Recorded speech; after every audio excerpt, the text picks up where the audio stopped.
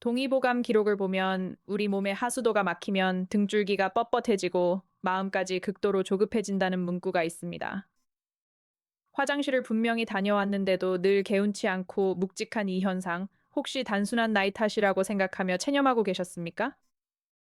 남들에게 말도 못하고 혼자 소갈이하며 매일 아랫배를 움켜쥐는 이 지독한 찝찝함의 진짜 실체는 따로 있었습니다. 오늘 영상을 끝까지 보시면 평생 안고 가야 할 줄 알았던 내 몸에 막힌 길을 시원하게 소통시키는 비결을 알게 되십니다. 대체 왜 이런 현상이 생기는 걸까? 궁금해서 병원을 찾아가 봐도 노화 현상이라는 뻔한 답변만 들으셨을 가능성이 큽니다. 하지만 우리 몸의 신경성과 하수도 길을 제대로 이해하지 못하면 아무리 좋은 것을 먹어도 밑 빠진 독에 물 붓기입니다. 놀랍게도 한의학에서는 이 소변이 남는 듯한 감각인 잔뇨감을 소변이 고여있는 위치에 따라 두 가지로 명확히 나눕니다. 첫 번째는 소변을 본 후에도 여전히 방광에 물이 고여 있어서 돌아서면 또 마려운 방광 쪽 잔뇨 현상입니다. 방금 전 분명히 화장실을 다녀와서 문을 나섰는데 5분도 안 되어 다시 아랫배가 찌릿해지며 화장실로 발길을 돌립니다. 이런 빈뇨 형태의 증상을 겪는 분들은 밤낮을 가리지 않고 얕은 잠을 자며 끊임없이 깨어나 정신적인 피로감까지 극도에 달합니다. 그렇다면 방광에는 소변이 다 비워졌는데도 옷을 입고 뒤돌아서면 몇 방울이 흘러내리는 현상은 도대체 왜 일어나는 걸까요? 그것이 바로 두 번째로 구별해야 하는 요도 쪽 잔뇨 현상인데 주로 남성분들이 감추고 싶어 하는 치명적인 고민입니다. 소변을 마무리하고 분명히 잘 정리한 뒤 바지 지퍼를 올렸는데 지퍼를 올리자마자 속옷이 축축하게 젖어드는 경험입니다. 이런 일이 반복되면 친구들과 만나 장거리 버스 여행을 떠나거나 등산을 가는 일조차 두려워져 사회적으로 고립되기 쉽습니다. 부끄러워서 자식들에게도 말 못하고 속옷을 자주 갈아입으며 홀로 눈물 흘리는 시니어 분들이 생각보다 정말 많습니다. 더 큰 문제는 이 현상이 단순한 물줄기의 문제가 아니라 우리 몸의 자율신경계가 보내는 위험 신호일 수 있다는 사실입니다. 방광 쪽 잔뇨를 겪는 분들의 특징을 분석해보면 평소 일상생활을 할 때 은연중에 긴장도가 매우 높은 편에 속합니다. 우리 몸이 소변을 시원하게 밖으로 밀어내려면 방광 주머니는 강하게 수축하고 아래의 괄약근은 부드럽게 이완되어야 합니다. 마치 주전자를 기울여 물을 따를 때 입구가 활짝 열려야 물이 콸콸 쏟아지는 것과 같은 아주 자연스러운 이치입니다. 그런데 평소 스트레스를 많이 받거나 성격이 급한 분들은 교감신경이라는 긴장신경이 지나치게 항진되어 굳어버립니다.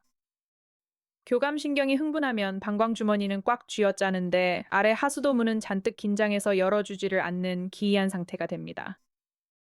결국 소변이 나가지 못하고 방광에 고스란히 고여 있으니 뇌에서는 끊임없이 화장실을 가라는 명령을 내릴 수밖에 없습니다.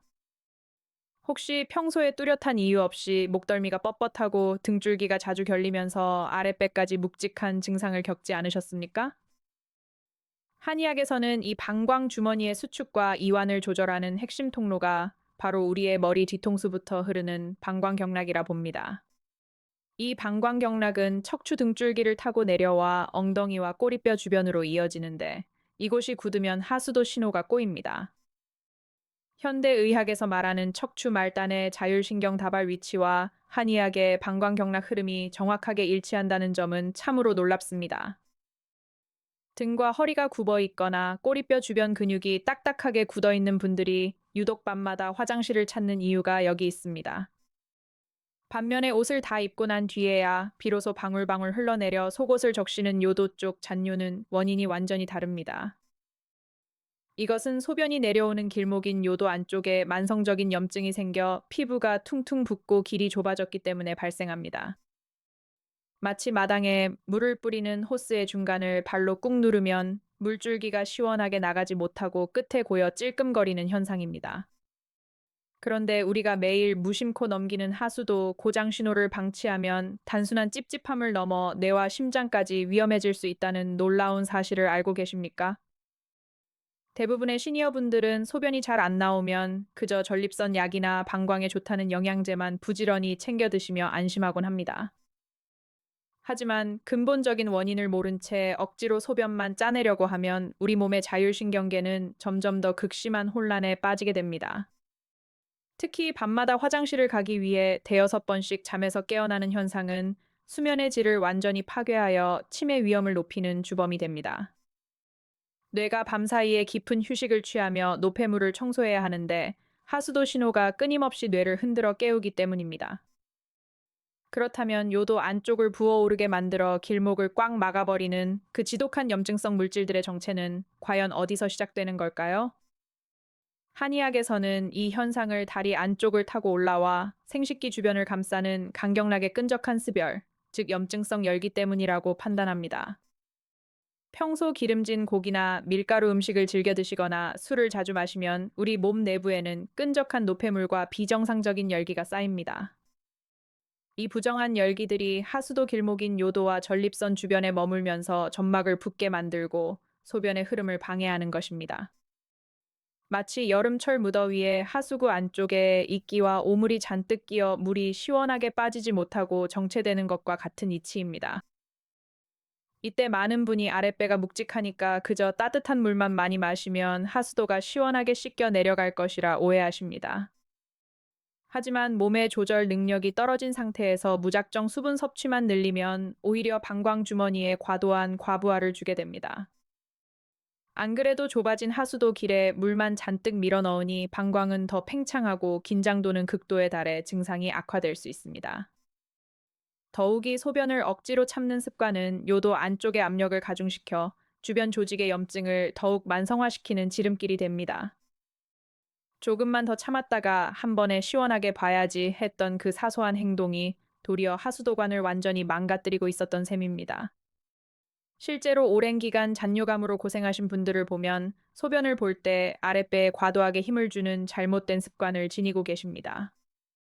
온몸에 핏대를 세우며 힘을 주면 아래쪽 괄약근은 부드럽게 열리는 것이 아니라 오히려 위협을 느끼고 더 꽉 닫히게 됩니다.